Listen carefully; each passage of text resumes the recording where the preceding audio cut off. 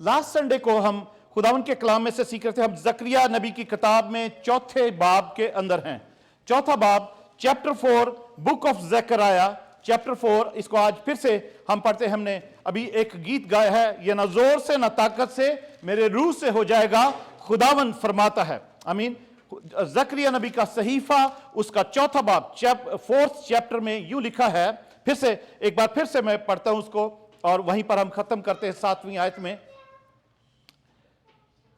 और वो फरिश्ता जो मुझसे बातें करता था फिर आया और उसने गोया मुझे नींद से जगा दिया और पूछा, तू क्या देखता है? और मैंने कहा कि मैं एक सोने का क्षमादान देखता हूं। ठीक है, सोने का क्षमादान देखता हूं। क्षमादान का मतलब है वो कैंडल स्टैंड, ठीक है, जिसके ऊपर चिराग रखे जाते हैं या कैंडल लगाई जाती है। क्षमादान देखता हूं जिसके सर पर एक कटोरा है, जिसके सर पर एक कटोरा है। क्षमादान है, क्षमादान के सर पर एक कटोरा है। और उसके बाद क्या लिखा है?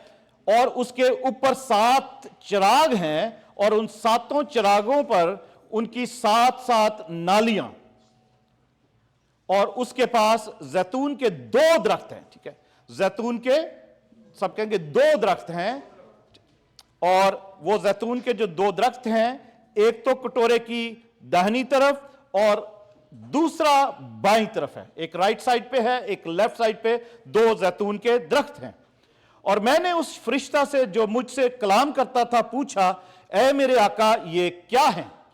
तब उस फरिश्ता ने जो मुझसे कलाम करता था कहा, क्या तू नहीं जानता ये क्या है? मैंने कहा, नहीं ऐ मेरे आका।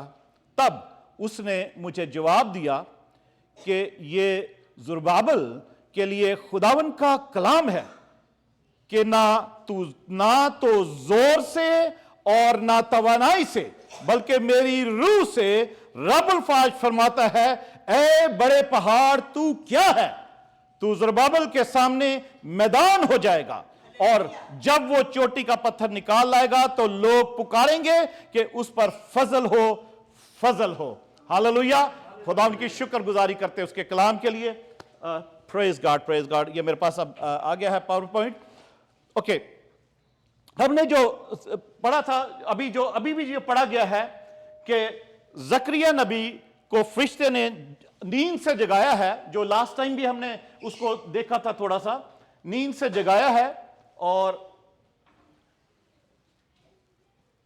उससे पूछा कि तू क्या देखता है? उसने कहा कि मैं एक क्षमादान देखता हूं। क्षमादान, ये जो क्षमादान है उसके पास 7 चिराग रखे जाते हैं, और उसके साथ मैं देखता हूं क्षमादान के ऊपर एक कटोरा है और उसके साथ 2 ऑलिव ट्रीज हैं, जैतून के 2 दरख्त हैं। एक राइट साइड पे है, एक लेफ्ट साइड पे है। और उसमें से जो 7 चिराग पर उनकी 7 नालियां हैं। जो उस कटोरे में से हर चिराग के लिए 7 नालियां निकल रही हैं। ठीक है, 7 नालियां हैं। कहीं पे 7 नालियां लिखा, कहीं 7। मैं आपको बताता हूं उसमें फर्क क्या है, या हम उसको समझ सकते हैं। ठीक है, 7 नालियों का मतलब है कि उस कटोरे में से इन चिरागों के लिए तकरीबन नहीं, 7 का मतलब है 49 नालियां या पाइप्स जो हैं, 49 pipes are going into the candlestick. Amen. 49 उस बड़े कटोरे में से, उस बॉल में से 49 जो है वो निकलकर उसमें चिरागों में, every lamp is getting 7 pipes and it's being provided with the fresh and pure olive oil. Amen. Pure olive oil. Okay. तो फरिश्ते से पूछा कि क्या है? What do you see and what is it? तो वो जकरिया कहता है कि I don't know, my Lord, I don't know what it is. तो उसके बाद फिर वो कहता है, this is a word of God. ये जो है ये खुदावन का कलाम है। It's not moving. ये खुदावन का कलाम है। ये सारा जो है जकरिया, वो फरिश्ता कहता है ये सब कुछ जो है ये खुदावन का कलाम है। किसके लिए? ज़रुब्बाबेल के लिए, जो कि वहां पर यरूशलेम का, यहूदिया का गवर्नर बनाकर भेजा गया था। ठीक है, गवर्नर बनाया गया था उसको, और उसको खुदावन ने ही चुना था कि ज़रुब्बाबेल जो है वो वहां का गवर्नर ठहरे और बेशक वो सेकुलरली उसकी दुनियावी तौर पर पॉलिटिकली चुना गया था, मगर वो खुदावन की तरफ से उसका चुनाव था, ज़ुरबाबेल का और सरदार कहन यशवा का। आई मीन ये दोनों थे। और ये भी स्कॉलर्स बयान करते हैं कि वो जो दोनों दरख्त हैं, ऑलिव ट्रीज हैं, जैतून के दरख्त हैं, वो एक यशवा सरदार काहिन है और एक ज़ुरबाबेल है, और वो दोनों भी वहां पर खड़े हैं ताकि खुदावन की हैकल को बना सके, खुदावन की हैकल का काम आगे चल सके, शुरू हो सके। आई मीन वो, और स्कॉलर्स बहुत सारे थियोलॉजियंस जो हैं वो ये भी जाहिर करते हैं कि वो जो दो जैतून के दरख्त राइट हैंड पे लेफ्ट हैंड पे, वो ज़ुरबाबेल और यशवा को भी जाहिर करते हैं। और उसके बाद उनमें से दो, उन्हीं दरख्तों में से दो और शाखें निकलती हैं जिनमें से वो तेल जो है वो निकल रहा है और वो उसको वो कटोरे में जा रहा है वो तेल।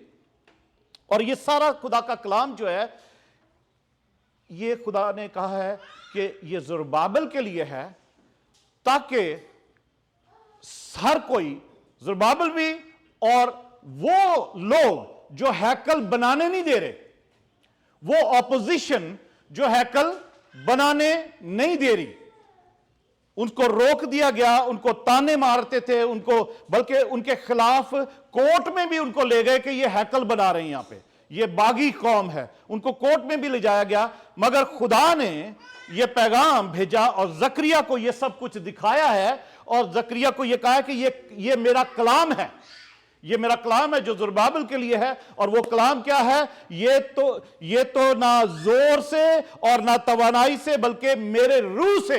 रब्बुल फाज फरमाता है कि ये हो जाएगा। ए बड़े, लिखा है, ए बड़े पहाड़ तू क्या है? पहाड़ से सवाल करता खुदा, ए बड़े पहाड़ तू क्या है? तू ज़ुरबाबेल के सामने मैदान हो जाएगा। हालेलुया, तू ज़ुरबाबेल के सामने मैदान हो जाएगा। अजीजों, आज बहुत सी और बातें सीखते हैं।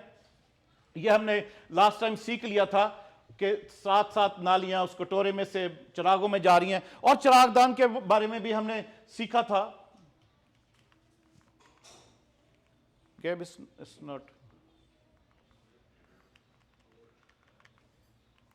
एनीवे, रेवलेशन में चलते हैं, मुकाशफा में चलते हैं, जहां से हमने छोड़ा था उसको। मुकाशफा की किताब पहला बाब, और उसको पहले बाब में ऐसा लिखा है कि खुदा ने यूहन्ना को, खुदा यीशु मसीह ने यूहन्ना अपने प्यारे शागिर्द को यह रोया दिखाई है, और यूहन्ना उस रोया में देखता है कि वो कहता है कि मैंने देखा, मैंने उस आवाज देने वाले को देखने के लिए मुंह फेरा जिसने मुझसे कहा था, और फिर कर सोने के 7 चिरागदान देखे, और उन चिरागदानों के बीच में आदमजाद सा एक शख्स देखा जो पांव तक का जामा पहने और सोने का सीना पर बांधे हुए था। कौन शख्स था ये? खुदावन यीशु मसीह, जो 7 चिरागों में घूम फिर रहे हैं। 7 चिराग हैं, और उसमें एक आदमजात सा, एक इंसानी सूरत देखी है, जो सोने का पटका भी पहना हुआ है उसने, और उसकी आंख 16 जन आंखें हैं, और उसके मुंह से 2 धारी तेज तलवार भी निकलती है। वो उसने, यूहन्ना ने देखी है वहां पर। और उसके बाद उसकी एक्सप्लेनेशन है, उसकी एक्सप्लेनेशन खुदावंद यीशु मसीह खुद करते हैं। 20वीं आयत में अगर पढ़ें तो लिखा है, यानी उन 7 सितारों का भेद जिन्हें तूने मेरे दाहिने हाथ में देखा था, और उन सोने के 7 चिरागदानों का। वो 7 सितारे तो 7 कलीसियाओं के फरिश्ते हैं, यानी कलीसियाओं के लीडर्स हैं। खुदावंद जो है ना, खुदावंद लीडर्स को, कलीसिया के लीडर को फरिश्ते कहता है। हम कलीसिया के लीडरों को पता नहीं क्या क्या बनाते रहते हैं, आई मीन कुछ ना कोई टाइटल दे, मगर खुदावंद कलीसिया के जो लीडर हैं उनको फरिश्ते कहता है, और वो कहता है कि वो मेरे हाथ में हैं। खुदावंद के हाथ में हैं जो कलीसिया के लीडर हैं, कलीसिया के जो लीड करने वाले हैं, कलीसिया के खादम हैं, जो ओवरसीयर हैं खुदावंद के, वो खुदावंद उनको फरिश्ते बताता है। और वो फरिश्ते भी सितारे हैं, और वो सितारे खुदावंद यीशु मसीह के हाथ में हैं। इसलिए वो कहता है कि कभी भी खुदावंद के जो खादम है ना, उनको घबराना नहीं चाहिए किसी किस्म की ऑपोजिशन से, किसी किस्म, अगर खुद ठीक हैं तो, अगर खुद ठीक है, अपनी जो सही काम कर रहे हैं उनको किसी भी चीज से घबराना चाहिए, क्योंकि कलीसिया के लीडरों को सोच इस बात पे ईमान रखना चाहिए कि हम खुदावन के हाथों में स्टार बनकर उसने हमें बनाकर रखा हुआ है। हालेलुया। दुनिया चाहती है कि वो स्टार जो हैं वो उन पर अंधेरा छा जाए, मगर वो खुदावन यीशु मसीह ने खुदावन कलीसिया के जो लीडर्स हैं उनको सितारे बनाकर अपने हाथ में रखा, और लिखा है कलीसियाओं के फरिश्ते हैं और वो 7 चिरागदान 7 कलीसियाएं हैं। जो चिरागदान है वो 7 कलीसियाएं हैं, मगर और उन 7 चिरागदानों को जब हम इकट्ठा कर देते हैं एक ही चिरागदान बन जाता है, तो वो खुदावन यीशु मसीह और उस खुदावन यीशु मसीह का क्या है? बदन। सो रहे मुझे लग रहा है, मुझे पता है बहुत सारे लोग सो रहे हैं, मैं देख भी रहा हूं। कलीसिया कलीसिया जो है 7 चिरागदान हम देख रहे हैं ना, 7 चिरागदान जिनमें यीशु घूम फिर रहा है, और वो 7 चिरागदानों को एक ही चिरागदान में इकट्ठा कर दें तो वो क्या है? वो कलीसिया है एक ही जगह पर। वो कलीसिया खुदावन यीशु मसीह का बदन है। हालेलुया। खुदावन यीशु मसीह का। हम एक जागते रहेंगे और सुनेंगे तो मजा आएगा और हम बहुत सारी सीखेंगे। Jesus Christ, when we gather together all those 7 candles, candle stands, and that becomes one candle stand, and that one candle stand is Jesus Christ himself. Amen. Jesus Christ himself. खुदावन यीशु ही वो एक क्षमादान है जिसके ऊपर 7 चिराग रखे जाते हैं, 7 चिराग जलाए जाते हैं, और वो 7 चिरागों को जो रोशनी, वो तेल मिल रहा है। बहुत सारी बड़ी बड़ी इंटरेस्टिंग बातें इस चैप्टर में हैं जो बड़ी डीप हैं। हम डिफरेंट एंगल से इसको देखेंगे और यकीनन आपको बरकत मिलेगी। मुझे भी बरकत मिली है जब मैं इसको पढ़ रहा था, मैं सोच रहा था, दुआ कर रहा था। मैं कल रात को जब हम फ्लाइट का वेट कर रहे थे, एक्चुअली जिस फ्लाइट पे जिस टाइम हम पहुंचे शाम को, तो फ्लाइट 5:45 बजे फ्लाइट थी वहां से, डेनवर से। पर पहुंचे हैं, थोड़ी देर बैठे हैं तो फ्लाइट का टाइम चेंज हो गया। उन्होंने कहने लगे न्यूयॉर्क में वेदर खराब हो गया, इसलिए 2 घंटे के बाद जाएगी फ्लाइट। तो मेरे पास टाइम था, फिर मैं वहीं पर बैठ गया, दुआ कर रहा था। तो खुदा ने कुछ और बातें इसके बारे में सिखाई मुझे, वहीं पर मुझे दिखाई, बताई एयरपोर्ट पर ही। सीधो रेवोल्यूशन मुकाशफा की किताब में उसके 4थे बाब में हम चलें। मुकाशफा रेवोल्यूशन चैप्टर 4, रेवोल्यूशन चैप्टर 4 और उसकी 5वीं आयत।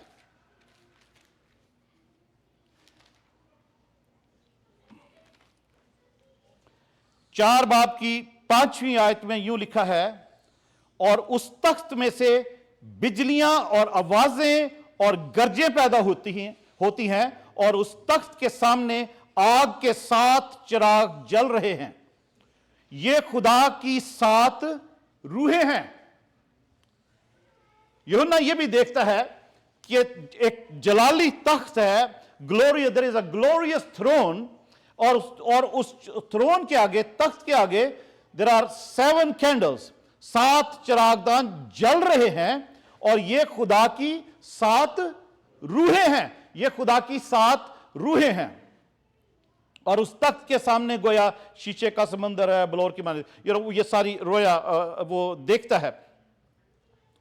अब यहां पर हम देखते हैं, यसाया नबी के सहीफे में चलते हैं, और यहां पे जैसे यूहन्ना कहता है कि वो 7 चिरागदान जो जल रहे हैं वो 7 क्या हैं?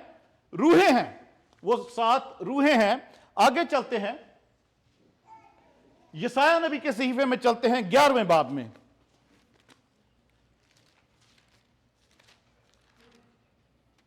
ग्यारह बाब और उसकी दूसरी आयत में जब हम पढ़ते हैं तो लिखा है, और या पहली आयत से ये हमें सबको पता है, क्रिसमस के टाइम पर भी ये प्रोफेसी पढ़ी जाती है। क्या प्रोफेसी है? और यस्सी के तने से एक कॉम्पल निकलेगी और उसकी जड़ों से एक बारावर शाख पैदा होगी। ठीक है, यस्सी के तने से एक कॉम्पल। यस्सी कौन था? दाऊद नबी का बाप, दाऊद बादशाह का बाप, दाऊद जो चरवाहा था उसका बाप यस्सी था। तो यहां पे लिखा यस्सी के तने से एक कॉम्पल निकलेगी और उसकी जड़ से एक बारावर शाख पैदा होगी, यानी खुदावन यीशु मसीह। यीशु मसीह कहां से थे? दाऊद के घराने के। आमीन। खुदावंद यीशु मसीह कहां के थे? दाऊद के घराने के थे। और उनको वहां पर भी जब वो इस जमीन पर अपनी जो मिनिस्ट्री थी उनको वो करते थे, तो वो उनको इब्ने दाऊद के नाम से भी बहुत सारे लोग जानते थे कि ये दाऊद के घराने से है, दाऊद नबी के घराने से है, इसलिए ये नबूवतें बातें भी कर रहा है, इसलिए उसको खुदावंद यीशु मसीह को इब्ने दाऊद भी कहा जाता था। ओके, दूसरी आयत पढ़ते हैं, आइज़ाया चैप्टर 11 और उसकी सेकंड वर्स।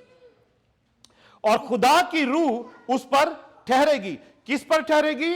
वो शाख जो यस्सी के तने से बार शाख निकलेगी, यानी खुदावन यीशु मसीह, खुदावन की रूह उस पर ठहरेगी। हिकमत और खिर्द की रूह, मसलहत और कुदरत की रूह, मार्फत और खुदावन के खौफ की रूह। The spirit of the Lord will rest on him. वो क्या है? The spirit of the Lord यानी खुदावन की रूह, द स्पिरिट ऑफ विजडम खुदावन की रूह, खुदावन के हिकमत की रूह, स्पिरिट ऑफ अंडरस्टैंडिंग खिर्द की रूह, स्पिरिट ऑफ काउंसल मसलहत की रूह, स्पिरिट ऑफ माइट कुदरत की रूह, स्पिरिट ऑफ नॉलेज मार्फत की रूह, और the spirit of the fear of the Lord खुदावंद के खौफ की रूह। बहुत जो जरूरी कलीसिया के लिए है, खुदावंद के खौफ की रूह जो है बहुत ही जरूरी है कलीसिया में।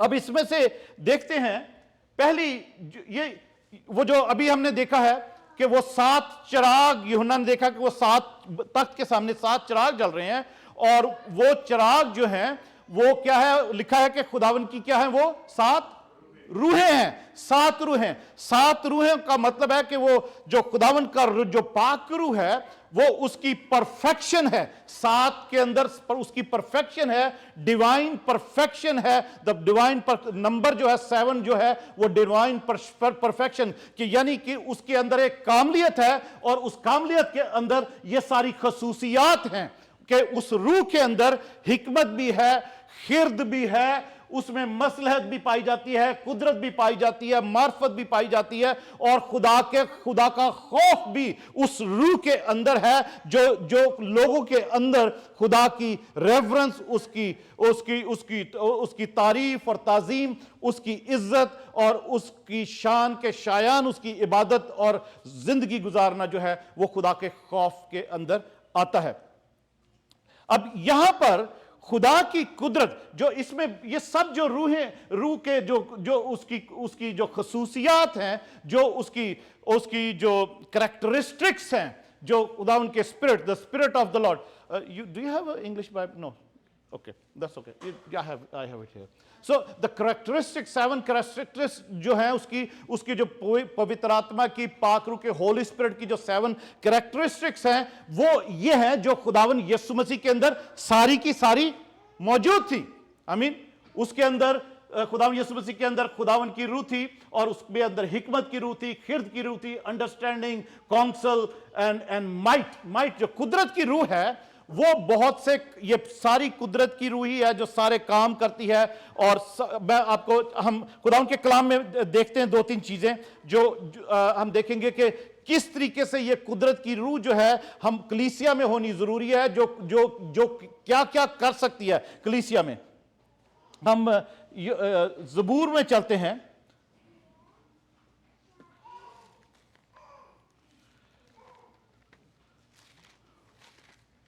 ज़बूर 54 में 54 जो साम है 54, ये जो खुदावन की रूह है, जो उसका पहला एट्रीब्यूट है, क्योंकि वो रूह है, उसके अंदर ये सारी 7 कैरेक्टरिस्टिक्स हैं, और वो है खुदावन की ही रूह या खुदावन का ही रूह है। और ज़बूर 54 की 4थी आयत में लिखा है, देखो खुदा मेरा मददगार है, खुदा मेरा मददगार है, खुदावन मेरी जान को संभालने वालों में है, वो बुराई को मेरे दुश्मनों ही पर लौटा देगा, तू अपनी सच्चाई के रूह से उनको फना कर। अजीजों, हमें कलीसियाई तौर पर हम कैसे क्रिश्चियन हैं हमारे पास क्या इख्तियार है, what kind of Christians we are, what kind of authority we, हमारे पास कैसी अथॉरिटी है, हमारे पास हम हैं क्या। You are a dangerous, danger, आप डेंजरस हैं शैतान की किंगडम के लिए। हर क्रिश्चियन जिसको पता लग जाए कि खुदा का रूह उसके अंदर है, खुदा यीशु मसीह उसके अंदर है, और उसकी 7 रूहें जो है वो कलीसिया, जिस कलीसिया के अंदर वो है, उसके अंदर वो 7 रूहें जारी हैं, उनका वो तेल, रूह का तेल उनको वो लुब्रिकेट कर रहा है, और वो सप्लाई हो रहा है तेल, खुदा उनका पाक रूह जो है। और मैंने ये एक और चीज बताई थी, जो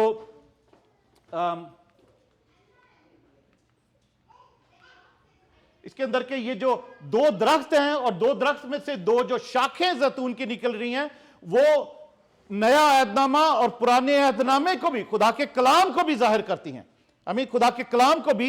और अगर हमारे अंदर ये दोनों, नया अहदनामा और खुदा का जो और पुराना अहदनामा है, इस कलाम को हम समझते, पढ़ते, if we read the Old Testament and the New Testament and we meditate on it, तो हमारे अंदर वो अथॉरिटी, वो हमारे अंदर एक अवेयरनेस, हमारे अंदर एक हमारी जागरण आ जाएगा, और हमें पता लगेगा कि हम हैं क्या, हम कैसे मसीही हैं। हमारे अंदर कोई, हम खाली खालम पीली मसीही नाम के मसीही हैं, या हम रियल में खुदा के पाक रूह से मामूर, उसकी उस 7 एट्रीब्यूट से मामूर मसीही हैं, और हमारे अंदर क्या, किस किस्म की पावर है। तो अजीजों, यहां 54 ज़बूर में जैसे हमने पढ़ा है, खुदावन का रूह जिसके अंदर है, मसीह का रूह जिसके अंदर है, वो सच्चाई का रूह जिसके अंदर है, उसके जो बुराई, अगर आपके साथ कोई बुराई करता है और आप खुदावन के साथ सिंसियर हैं, और आप उस शख्स को, उस शैतानी कुव्वत को, उस अबलीसी कुव्वत को, उस बदरू को खुदावन की हुजूरी में उसको आप याद करते हैं, और उसको खुदावन से याद कराते हैं, और अपने आप को खुदावन के आगे सरेंडर करते हैं, तो जो भी बुराई किसी ने आपके साथ की है, वो उस पर वापस लौटेगी। यहां पर लिखा हुआ है 54 बाब की 5 आयत में, 4थी आयत, देखो खुदा मेरा मददगार है। कौन कौन समझता है कि खुदा उसका मददगार है? आमीन, खुदा सबका मददगार है। खुदावन मेरा मददगार है, खुदावन मेरी जान को संभालने वालों में है, वो बुराई को मेरे दुश्मनों ही पर लौटा देता है, वो बुराई को मेरे दुश्मनों पर ही लौटा देगा। तू अपनी सच्चाई की रूह से उनको फना कर। खुदा के पाक रूह का एक यह भी काम है कि आपका दुश्मन जो इब्लीस है, शैतान है, बदरूहे हैं, वो क्या है? वो रूह है। ठीक है, demons, demonic beings, satanic agents जो हैं, फॉलन एंजल्स जो हैं, वो क्या हैं? वो रूहें हैं, सारी स्पिरिट्स हैं। वो, उनको आप डिस्ट्रॉय नहीं कर सकते, मैं डिस्ट्रॉय नहीं कर सकता, उनको खुदा का रूह डिस्ट्रॉय कर सकता है, उनको खुदा का रूह फना कर सकता है, क्योंकि वो स्पिरिट हैं। आदमी को कत्ल कर सकता है, मार सकता है, जो भी कर सकता है, कुछ भी कर सकता है, पर जो रूह है उसको रूह ही मार सकता है, और शैतानी कुव्वतों को, शैतानी बदरुओं को, शैतानी ताकतों को, इब्लीस को, शैतान को खुदा का रूह ही फना कर सकता है। ठीक है, मैं और आप नहीं कर सकते। इसलिए जरूरी है कि हम जब कलीसिया में हैं तो हम खुदा के रूह से भी मामूर हों, खुदा के रूह से भी मामूर हों, खुदा के रूह से भरे हों, और वही रूह है जो मेरे आपके दुश्मनों को फना कर सकता है। आमीन। इस बात के लिए हमें मैं आपको अवेयरनेस देना चाहता हूं, क्योंकि मैंने ये बातें सीखी हैं, इसलिए क्योंकि हम हाथों से, हम वो खुदा के कलाम में लिखा ना कि हमारी जो कुश्ती है, हमारी जो लड़ाई है, खून और गोश्त की नहीं है।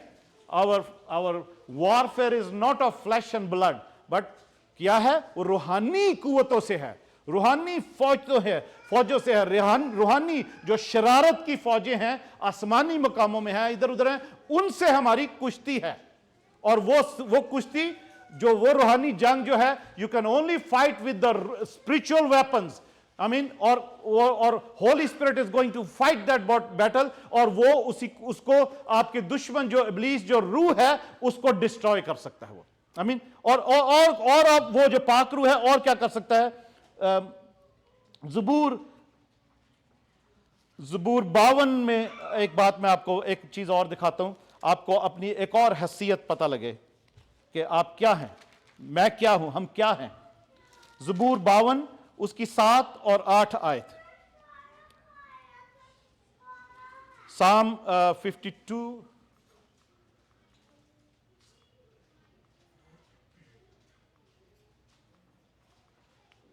ओके, नहीं वो मेरे पास, अच्छा यहां पर नहीं लिखा, मैं पढ़कर आपको बताता हूं। ज़बूर 52 उसकी 7 और 8 आयत लिखा है, लेकिन मैं तो खुदा के घर में जैतून के हरे दरख्त की मानिद हूं।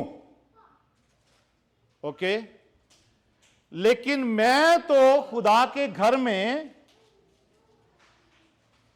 जैतून के हरे दरख्त की मानिद हूं। मेरा तवक्कुल अब्दुल आबाद खुदा की शफकत पर है। अब ये दाऊद का ज़बूर है, दाऊद नबी का ज़बूर है। उसका लिखा है, उसका मुश्किल है जो अदूमी दोएग ने जाकर साउल को बताया कि दाऊद अखीमलक के घर में दाखिल हुआ, यानी दाऊद अखीमलक के घर में पनाह लेने के लिए वहां पर गया था, और वो जो अदूमी दोएग था उसने साउल को बता दिया जाके कि दाऊद फलानी जगह पे, उसको पकड़ ले जाके वहां पे।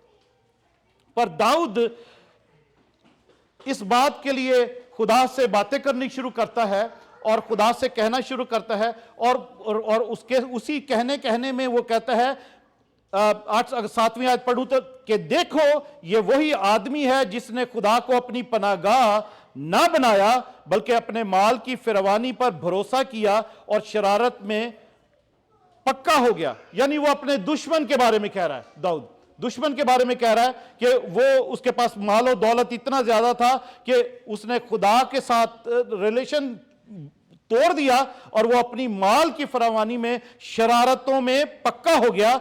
और खुद दाऊद कहता है कि लेकिन मैं तो खुदा के घर में जैतून के हरे दरख्त की मानिद हूं। Hallelujah, praise God. अजीजों, खुदा के कलाम में एक चीज और हम पढ़ते हैं ज़बूर, पहले ज़बूर में, किसी को पहला ज़बूर पता है? नहीं चलता। और उसके आखिर में लिखा है कि क्योंकि खुदावंद साधकों की राह जानता है, और उससे अगर पहले पढ़ते हैं तो लिखा है वो जो सादिक है, वो जो शरीरों की सलाह पर नहीं चलता, वो उस दरख्त की मानिद होगा जो पानी की नदियों के पास लगाया गया है, जो अपने वक्त पर फलता है और जिसका पत्ता भी नहीं मुरझाता। सो जो कुछ वो करे बार होगा।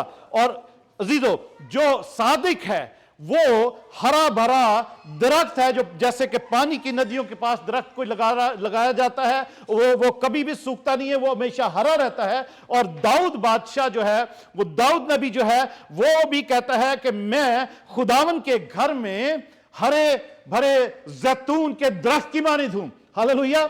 अजीजों, आप भी ये समझ सकते हैं कि अगर आप कलीसिया के किस खास कलीसिया के मेंबर हैं, यानी खुदावंद यीशु मसीह के कलीसिया के बदन का हिस्सा हैं, तो आप भी उसके घर में एक हरे जैतून की मानिद हैं।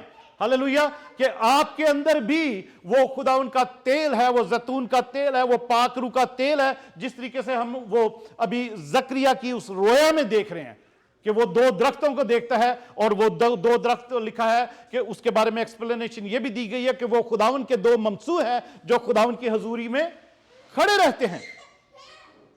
आगे चलते हैं कि वो जो खुदावन का रूह जो है, जिसमें हिकमत भी है, जिसमें खिर्द भी है, जिसमें मसलहत भी है, जिसमें कुदरत की रूह भी है, जिसमें मार्फत की रूह भी है, खुदावन के खौफ की रूह भी है।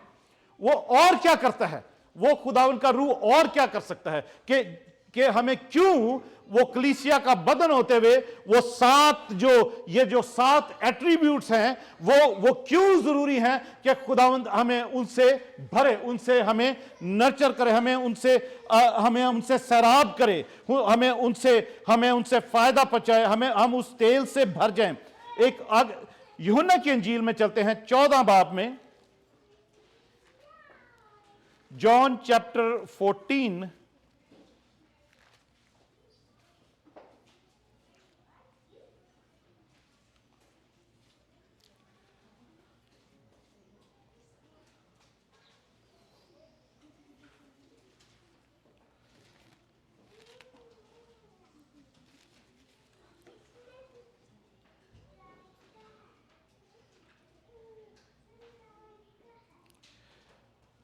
अभी हमने उसमें पढ़ा था ना कि वो ज़बूर में कि खुदा का रूह जो है वो क्या है, वो सच्चाई का रूह है जो हमारे दुश्मनों को फना करता है।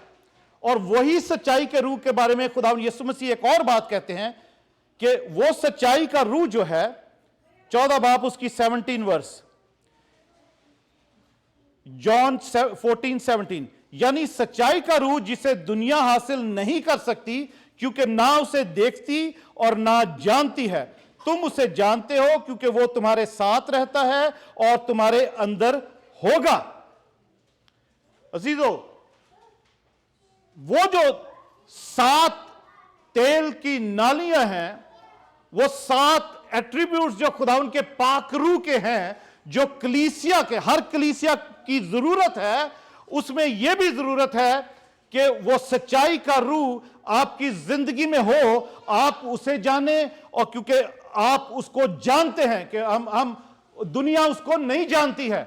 जो कुछ हम इस वक्त सीख रहे हैं वो हमारे सीखने की बात है कि हम पाक रूह को जानते, कि कैसे जानते हैं, क्योंकि हम बाइबल में हमने पढ़ा है, हमने सुना है उसके बारे में कि वो पेंतिकोस्त के दिन 120 की जमायत पर नाजिल हुआ था खुदा उनका पाक रूह, और ओल्ड टेस्टामेंट में भी नबियों पर, बादशाहों पर और तरह तरह से जिसके लिए थ्रू भी खुदा ने पैगाम देना, उन पर वो रूह नाजिल हुआ करता था, काजियों पर नाजिल हुआ करता था, और खुदा उनके लोगों पर, चुने हुए लोगों पर नाजिल हुआ करता था। इसी तरीके से न्यू टेस्टामेंट में भी जब पाक रूह की मिनिस्ट्री शुरू हुई है तो खुदावन का पाक रूह, अब वो यहां पे लिखा है कि खुदावन यीशु मसीह कहते हैं कि वो तुम्हारे पास वो रहता है और वो तुम्हारे अंदर होगा। तो अब जरूरी है कि वो तेल जो खुदावन यीशु मसीह के कलाम के वसीला से हम तक पहुंच रहा है, वो तेल आपके अंदर हो, खुदा का पाक रूह आपके अंदर हो। और उसके वो क्यों हो आपके अंदर? वो सच्चाई का रूह जो दुश्मन को फना कर सकता है। अगर आगे हम 15वें बाब में पढ़ें, 16वें बाब में पढ़ें, तो उसकी एक और भी लिखा है उसमें,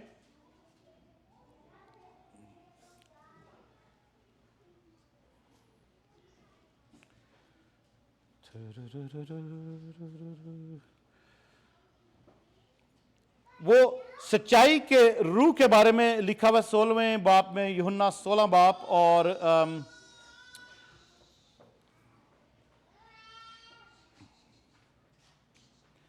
अगर किसी को मिल जाए तो सच्चाई के रूह के बारे में, लेकिन 13वीं आयत में, लेकिन जब वो यानी सच्चाई का रूह, 16 बाब और 13 आयत, लेकिन जब वो यानी सच्चाई का रूह आएगा तो तुमको तमाम सच्चाई की राह दिखाएगा, इसलिए कि वो अपनी तरफ से ना कहेगा, लेकिन जो कुछ सुनेगा वही कहेगा और तुम्हें आइंदा की खबरें देगा।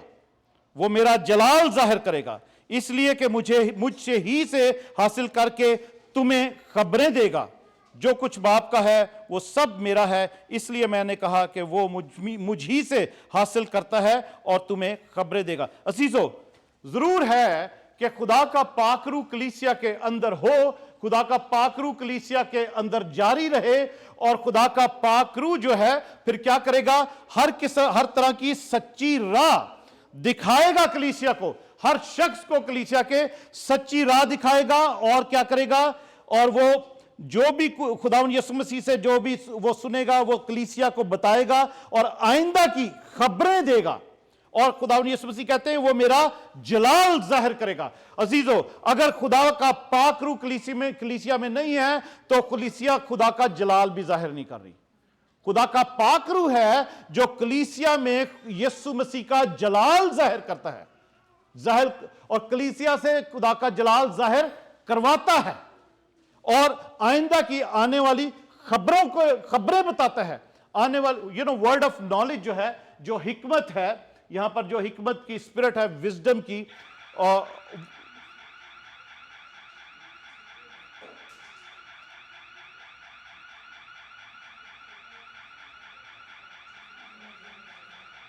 ओके, जो विजडम है, मसलहत है, वो there was something inside, did you touch anything? Okay, by accident, okay. That's all right, that's okay, I thought some fire came, or I thought I was talking too loud. All right, पाकरू की आग से मेरा समझ, पाकरू की आग से कहीं तो यहाँ पर जलने, ऐसा हुआ था एक दफ़ा। हम लोग मैरीलैंड कन्वेंशन में थे, तो सुबह के डिवोशन हम लोग कर रहे थे, तो बड़ा पाकरू का मसा था। तो उठ के स्टार भी मेरे साथ थी, हम उठ के तो अपने जो डॉर्म्स हैं जो बनी हुई वहाँ पर मेन हॉल में से उठ के उधर जाने लगे, तो वहाँ पर वो लगा हुआ था जो फायर डिटेक्टर होता है ना, स्मोक डिटेक्टर लगा हुआ था, और जैसे ही उसके पास से गुजरे तो वो स्मोक डिटेक्टर ऑन हो गया। सुबह सुबह ना कोई सिगरेट पी रहा है, ना कोई धुआं है, ना कोई आग है, मगर वहां पर जहां पर हम वर्शिप कर रहे थे वहां पर वो इतने खुदावन का मसा था कि उसकी आग थी और उसी आग से स्मोक डिटेक्टर ऑन हो गया, और वहां पर कोई ऐसी कोई कुछ भी नहीं था। वो तो खुदावन की, हम आग का जब जिक्र करते हैं, जो when we talk about the fire of the Holy Spirit, it is there, that fire is real.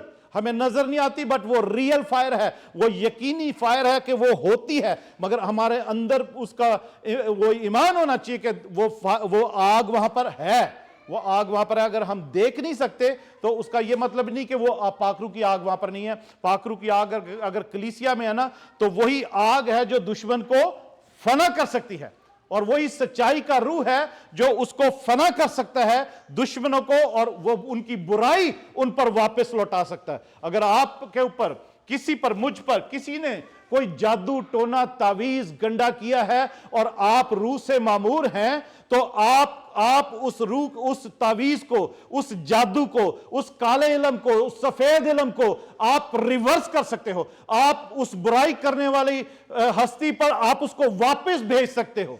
अगर आपके अंदर पाकरू है, वो सिर्फ काम पाकरू कर सकता है।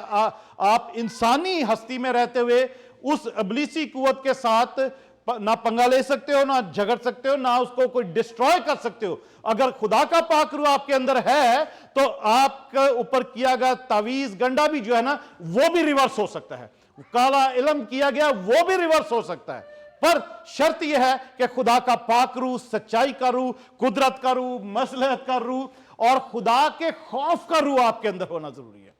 अगर खुदा के खौफ का रूह कलीसिया में नहीं है तो फिर भी कलीसिया कमजोर रहती है। खुदा की उस तरीके से तारीफ और ताजीम कलीसिया की जिंदगी से नहीं होती, कलीसिया के वर्शिप में नहीं होती, कलीसिया के उठने बैठने में नहीं होती। हम गाते जरूर हैं कि मेरा उठना बैठना तुझे भाता रहे। क्या है, क्या गीत है वो उसकी, मेरे जीवन में यीशु तेरा नाम जलाल पाता रहे। यहां पे लिखा है खुदावंद यीशु मसीह कह रहे हैं कि वो सच्चाई का रूह जो है वो जब आएगा तो वो मुझे जलाल देगा।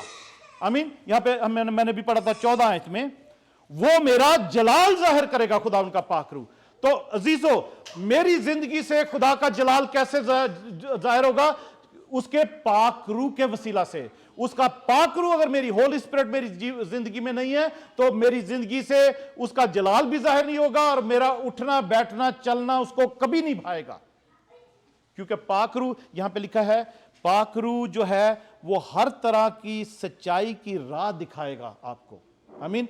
तो अजीजों, ये जो 7 एट्रीब्यूट्स हैं खुदा के पाक रूह के, 7 जिनको 7 रूहें कहा गया है, वो है एक ही रूह है, मगर उसकी कामलियत है उसमें, उसमें ये सारी खूबियां हैं जो कि कलीसिया के लिए हैं। जब जकरिया के उसमें जो रोया में हम देख रहे हैं कि वो 7 चिरागदान हैं, जो कि 7 चिरागदान हमने मुकाशफा में देखा कि वो कलीसिया ही हैं, और कलीसिया में खुदावंद यीशु मसीह चलता फिरता है, और वो उन चिरागदानों को उस रोया में खुदावंद के जो 2 वो ऑलिव की जो जैतून की शाखें हैं उनसे ऑयल एक कटोरे में डाला जा रहा है, और उस कटोरे से 7 नालियां जो है हर कलीसिया में जा रही हैं, हर चिरागदान में जा रही हैं। यानी इन 7 एट्रीब्यूट्स का कलीसिया में होना जरूरी है। और वो खुदा का रूह, जो खुदा यीशु मसीह का रूह, जो लिखा है कि यस्सी के तने से कौंपल निकलेगी और उसे 12 वर्ष शाख पैदा होगी और खुदा की रूह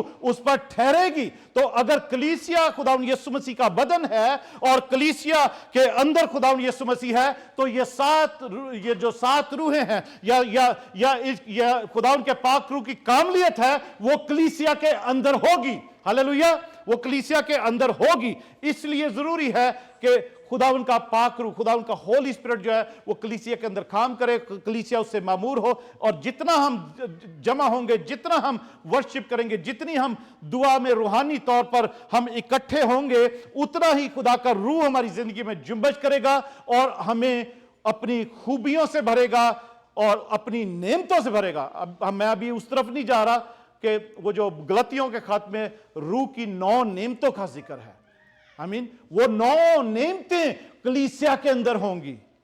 वो 9 नेमतें, हर जिंदगी में खुशी होगी, हर जिंदगी में सब्र होगा, हर जिंदगी में मोहब्बत होगी, वो अगर आप वो 9 नेमतों को पढ़ें तो वो खुदा का पाक रूह है जो हमें वो 9 नेमतें प्रोवाइड करता है। और इसी तौर पर हम आगे फिर बढ़ते चले जाते हैं। फिर से वहां पर आते हैं जकरिया 4 बाब में, जो आयत हमने पढ़ी है। क्या आयत है? तब उसने मुझे जवाब दिया कि ये जरुब्बाबिल के लिए खुदावन का कलाम है कि ना तो जोर से और ना तवानाई से, बल्कि मेरी रूह से रब्बुल फाज फरमाता है। कौन फरमाता है? रब्बुल फाज फरमाता है कि मेरी रूह से। आगे लिखा कि ऐ बड़े पहाड़ तू क्या है? तू जरुब्बाबिल के हाथों में तू मैदान हो जाएगा। ऐ बड़े पहाड़ तू क्या है? तू जरुब्बाबिल के सामने मैदान हो जाएगा। अजीजों, अगर खुदा का रूह और खुदा के रूह की वो 7 खूबियां, 7 एट्रीब्यूट्स, वो मेन जो सप्लाई लाइन है, उसकी 7 नालियां जिस कलीसिया में जा रही हैं, उस कलीसिया में ये खुदा ने जरुब्बाबिल को क्यों कहा था? क्योंकि हैकल जो खत्म हो चुकी थी, हैकल जो तबाह हो चुकी थी, हैकल जिसको जला दिया गया था, उसको दोबारा तामीर करने के लिए कोई तामीर करने नहीं दे रहा था। वहां के जो लोग थे, ऑपोजिशन थी, उसको हैकल को बनने नहीं दे रहे थे, उसकी न्यू तक नहीं डलने दे रहे थे। न्यू डल गई तो उसके बाद काम रोक दिया गया था, क्योंकि वो लोग उनको कोर्ट में भी ले गए थे कि इनको रोको, ये अपने खुदा का घर बना रहे हैं, ये बागी कौम है और ये इस तरीके से ये बादशाहों के साथ बगावत करते रहे हैं। तो अजीजों, पर क्योंकि वो खुदा का घर है, खुदा का घर, खुदा खुद उस घर को तामीर करने के लिए अपने रूह को मुहैया करता है कि लोगों की मदद करे, लोगों को कुव्वत दे, ताकत दे, समझ दे, बोल्डनेस दे, ताकि उसकी हैकल तैयार हो और उसकी हैकल में उसकी सताइश, परस्तिश और कुर्बानियां जो कुछ भी है, उसका तरीका खुदा का, वो उसको शुरू किया जा सके। इसीलिए अजीजों, अभी ये इत्तेफाक की बात है, हम इस चैप्टर में हैं और इस खुदा अपने सबक में है कि जब चर्च के लिए हमें नोटिस मिला था कि बस खाली कर दो, तो कुछ था नहीं, कुछ भी। बट मैं बहुत ज्यादा फिक्रमंद नहीं था, मुझे मतलब सारी कलीसिया ही फिक्रमंद थी, पर मैं उस मतलब फिक्र तो थी, पर खुदा की तरफ से इस कलाम के मुताबिक फिक्र नहीं थी, क्योंकि ना मेरा चर्च है ना आपका चर्च है, खुदा की हैकल है, खुदा की इबादत गाह है, जिसके लिए बंदोबस्त करना उसी का काम है कि कहां पर उसने बंदोबस्त करना है। अभी अगर हमें यहां पर शायद बहुत अच्छा माहौल ना लग रहा हो, बहुत रूहानी तो ना लग रहा हो, क्योंकि ये किस जैसी भी सेटिंग है, साउंड भी कभी गड़बड़ हो रहा है, ये हो रहा है वो हो रहा है, बट फिर भी खुदा ने अपने लोगों को जैसे भी अगर वक्ती तौर पर जमा किया है या परमानेंटली, मुझे नहीं पता, अभी तक हमें अगली बात का नहीं पता, तो पर खुदा अपनी इबादत के लिए, अपनी इबादत गाह के लिए जरूर अपने रूह को भेजता है कि जगह तैयार की जाए। आमीन। तो इसलिए उसने ये बात खुदा ने ये कही है कि ना तो ये जोर से, ना ये ताकत से, तवानाई से, बल्कि मेरे रूह से हो जाएगा। ये पहाड़ जो है ये मैदान हो जाएगा। पहाड़ क्या था कि हैकल कैसे बनेगी, इबादत कहां होगी, ये पहाड़ था यहां पर जो लिखा हुआ है। आमीन। तो खुदावन का पाक रूह ही है जो पहाड़ों को हटाने वाला है, हटाने की कुदरत रखता है। लिखा है खुदा की जो ये 7 स्पिरिट्स है, इसमें खुदा की कुदरत, द स्पिरिट ऑफ माइट, जो खुदा की कुदरत है, उसकी जो ताकत है वो उसके अंदर है, इस पाकरू की कुवत के अंदर, ताकत के अंदर। हम 2-3 बातें और देखते हैं।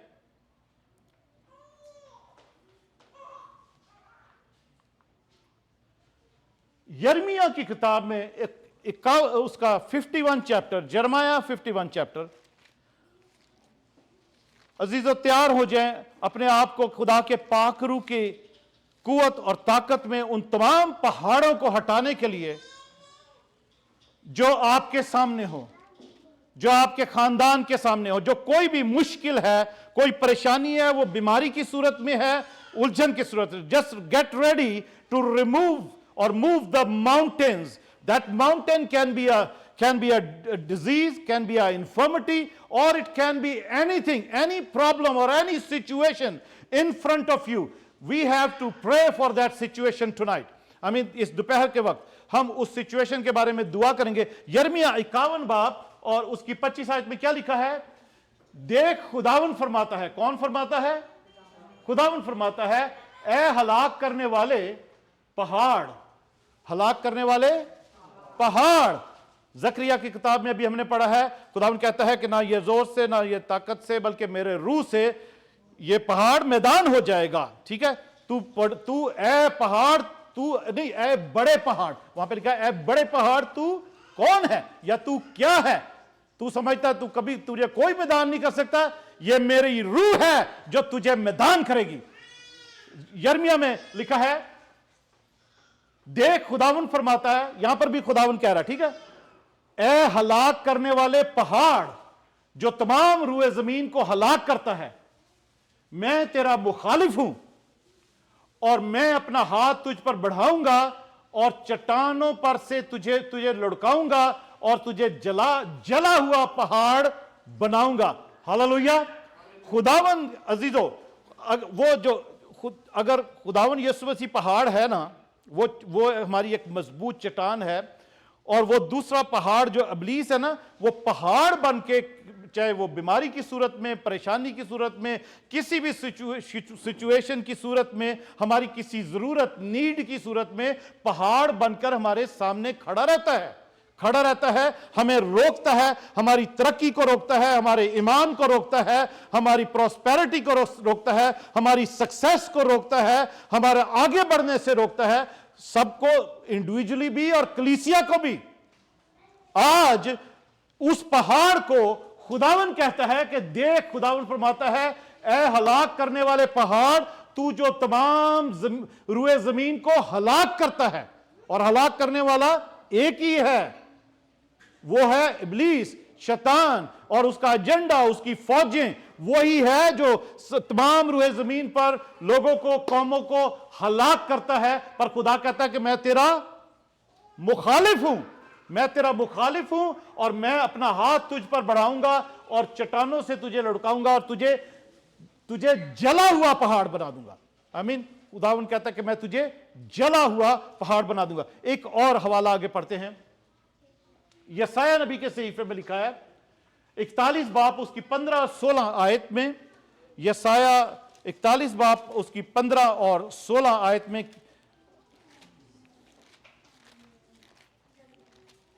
लिखा है,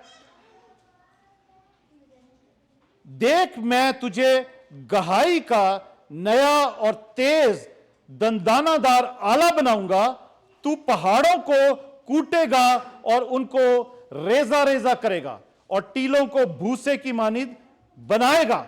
अजीजों, खुदावंद आपसे आज मुखातिब है, और अगर आपने जो कुछ पहले हमने सीखा है पिछले 20-25 मिनट में कि खुदावंद का रूह जो कुदरत का रूह है, उसके अंदर ये सारी खूबियां हैं कि वो दुश्मन को फना कर सकता है, मेरे और आपके दुश्मन को फना कर सकता है, उनकी बुराइयों को उन पर लौटा सकता है, खुदा का जलाल आपकी जिंदगी में जाहिर कर सकता है, आपको आने वाली चीजों की खबर दे सकता है। और वही खुदा का पाक रूह अगर आपके अंदर है तो खुदा कहता है कि मैं तुझे आपका नाम लेकर खुदा कहता है कि मैं तुझे गहाई का नया और तेज दंदानादार आला बनाऊंगा, तू पहाड़ों को कूटेगा और उनको रेजा रेजा करेगा, तू उनको उसाएगा और हवा उनको उड़ा ले जाएगी और गर्दबाद उनको तितर बितर करेगी। अगर किसी को पता है गहाई का जो ये औजार का लिखा हुआ है, ये क्या होता है? गहाई का नया और तेज दंदानादार आला। आला का मतलब है कि इंस्ट्रूमेंट, कोई वो है, हाँ, डिवाइस नहीं, टूल, टूल है। गहाई का जो ये दंदानेदार आला है वो ये है कि आजकल क्योंकि वो डिफरेंट तरीके हैं, मशीनें आ गई हैं, जिसको थ्रेशर कहते हैं ना, व्हीट थ्रेशर, जो शाफ से वो दानों को अलग करती है चीज। आजकल तो वो मशीनें भी आ गई ना। तो ये एक्चुअली होता था, एक फट्टा होता है और फट्टे के नीचे वो पत्थर के नोकीले दंदे होते हैं। फट्टे के ना निचली साइड पे ऐसा फट्टा है और फट्टे के नीचे वो ना ऊपर से ठोक ठोक के उसको दंदाने होते हैं और वो ऐसे इसके नीचे लगे होते हैं, और वो जो गंदम होती है या कोई भी दाने वाली जो भी फसल है उसको वो बिछा देते हैं और उस फट्टे को वो लगामे डाल के, तो या घोड़ा या बैल या गधा कोई भी है वो उसको लेकर चलता है, एक आदमी उस फट्टे पर खड़ा हो जाता है और ऐसे वो घूमता जाता है जहां पर वो दाने पड़े हुए हैं। तो वो दाने जो हैं वो उससे वो जो उसकी जो जिसमें वो लगे होते हैं उससे वो अलग हो जाते हैं। ये पुराना तरीका है। आजकल तो थ्रेशिंग वो जो थ्रेशर आए हुए हैं, व्हीट थ्रेशर जिसको बोलते हैं, वो दाने और वो जो उसकी जो तूड़ी है उसको अलग करते हैं। मगर पुराने जमाने में बाइबल के टाइम पे वो होता था, वो आला होता था जिसके दंदे होते थे जिसके नीचे, और उस फट्टे को रखा जाता था और बैल चलता जाता था उसके ऊपर और वो दाने अलग होते थे। फिर उसको क्या करते थे, वो जो कांटा होता है उससे वो उसको उड़ाते थे, तो वो जो भूसी होती थी वो उड़ के अलग ढेर लगता जाता था और दाने वहीं जमा होते गिरते जाते थे और उसको वो अलग करते थे। तो अजीजों, खुदावन कहता है कि मैं तुझे वो गहाई का, गहाने वाला जो एक आला है जिसके तेज दंदे भी होंगे, मैं वो तुझे बनाऊंगा और तू पहाड़ों को रेजा रेजा करेगा, तू पहाड़ों को रेजा रेजा करेगा। अजीजों, अगर हम मरकस के इंजील में पढ़ते हैं 11वें बाब में, तो खुदावन यीशु मसीह कहते हैं कि यीशु ने जवाब में उनसे कहा, खुदा पर ईमान रखो, मैं तुमसे सच कहता हूं कि जो कोई इस पहाड़ से कहे तू उखड़ जा और समंदर में जा पड़, और अपने दिल में शक ना करे बल्कि यकीन करे कि जो कहता है वो हो जाएगा, तो उसके लिए वही होगा। अजीजों, आए आज हम दुआ करते हैं, और कोई ऐसा पहाड़ जो आपके सामने खड़ा है, जो आपके सामने आपकी तरक्की को रोके हुए है, या कोई पहाड़ कोई मुसीबत बन के आगे आपके खड़ा हुआ है, आइए उस पहाड़ को आज खुदा यीशु मसीह कहते हैं, यीशु ने जवाब में उनसे कहा, खुदा पर ईमान रखो, मैं तुमसे सच कहता हूं कि जो कोई इस पहाड़ से कहे तो कि तू उखड़ के समंदर में जा गिर, तो वो पहाड़ ऐसा ही होगा, वो पहाड़ मैदान हो जाएगा, वो पहाड़ समुद्र में जा गिरेगा। क्योंकि ना वो ताकत से है, ना वो रूह से है, ना किसी तवानाई से, ना किसी हिकमत से, ना किसी इल्म से, बल्कि खुदावन फरमाता है कि खुदा के रूह से ऐसा हो सकता है। हर पहाड़, कोई भी बड़ा पहाड़ है, वो मैदान हो सकता है, उस मैदान को हटना जरूरी होगा। आइए 5 मिनट के लिए खुदावन की हुजूरी में हम झुकते हैं और दुआ करते हैं। आजो भाई ने hallelujah, thank you Jesus, hallelujah. सब खुदावन की हुजूरी में झुकेंगे। एक काम नया तू करेगा, बियाबान में दरिया बहेगा, तू करेगा, बियाबान में दरिया बहेगा, दरवाजा जो बंद खुल जाएगा, हर दरवाजा जो बंद खुल जाएगा, सेहरा में भी एक राह बन जाएगा,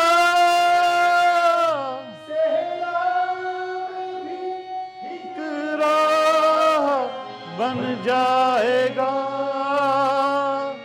तेरे रूह से, तेरे रूह से, तेरे रूह से खुदा मन खुदा, तेरे रूह से, तेरे रूह से, तेरे रूह से खुदा मन खुदा, पहाड़ भी मैदान हो जाएगा, ये पहाड़ भी मैदान हो जाएगा, सेहरा में भी एक राह बन जाएगा,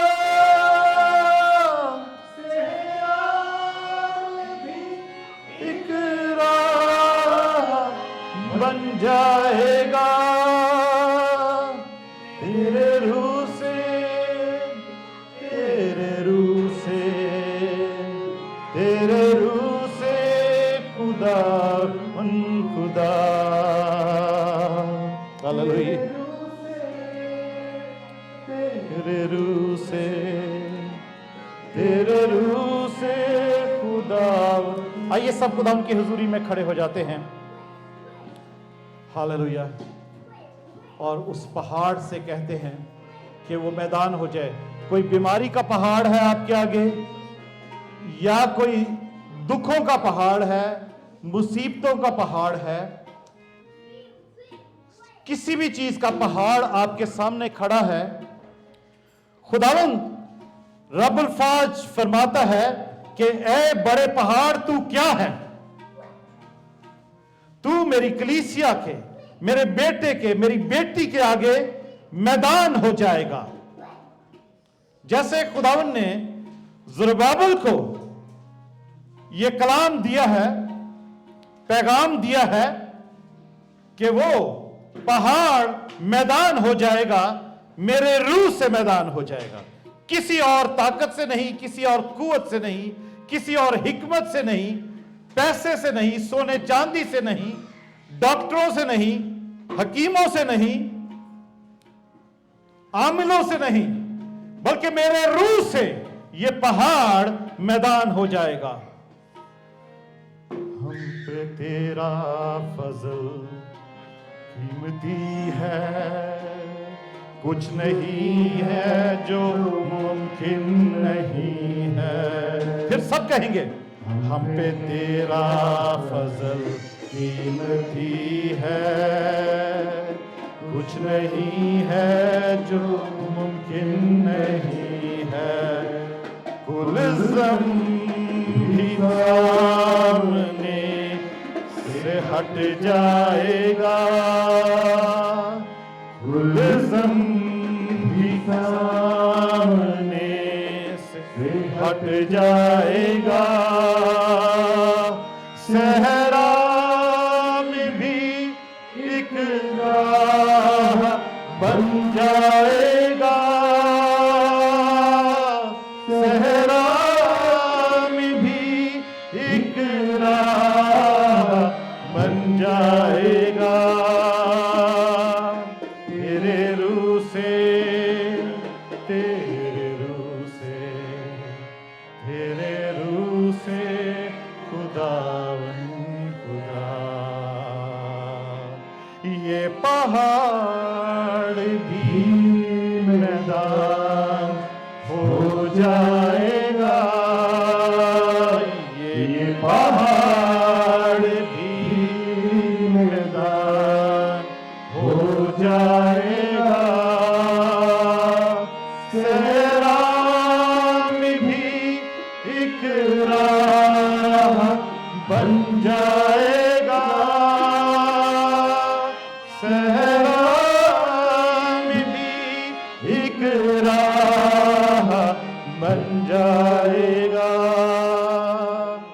तेरे रूह से, तेरे रूह से, तेरे रूह से खुदावन खुदा। कोई भी पहाड़, जो भी पहाड़ आप समझते हैं कि आपके सामने है और आपके सामने एक वो मुश्किल बनकर खड़ा हुआ है या रुकावट बनकर खड़ा हुआ है, आपकी जिंदगी की तरक्की, आपकी रूहानी तरक्की, जिस्मानी तरक्की, आपकी खानदानी तरक्की, आपकी शादी की तरक्की, आपकी कोई भी तरक्की रोककर वो पहाड़ खड़ा हुआ है, या कोई भी कोई मुसीबत है, कोई परेशानी है, कोई बीमारी की सूरत में वो पहाड़ है, वो कोई भी बीमारी है, डायबिटीज है, ब्लड प्रेशर है, आर्थराइटिस है, कैंसर है, कोई भी किसी चीज का पहाड़ है, आज इसको इस वक्त यही कहकर उसको कहे कि उखड़ और समंदर में जाके मैं, तू है बड़े पहाड़, तू जो मेरे सामने खड़ा है, खुदावन फरमाता है उसके रूह से तू आज दोपहर को मैदान हो जाएगा। किसी किस्म का कोई पहाड़ मेरे सामने खड़ा नहीं रहेगा। आप कहिए उस पहाड़ से, आप कहें उस पहाड़ से, हालेलुया। तेज आंधी का जैसे सन्नाटा, बादल यूं तेरी वफा। सब कहेंगे तेज आंधी का जैसे सन्नाटा, आंधी का जैसे सन्नाटा, बरसे बादल यूं तेरी वफा का। आसमां जमीन पर उतर आएगा, आसमां जमीन पे उतर आएगा। सहरा में भी एक राह दिख जाएगा, सहरा में भी एक राह बन जाएगा। तेरे रूह से, तेरे रूह से, तेरे रूह से खुदावन खुदा, खुदावन खुदा, खुदावन खुदा,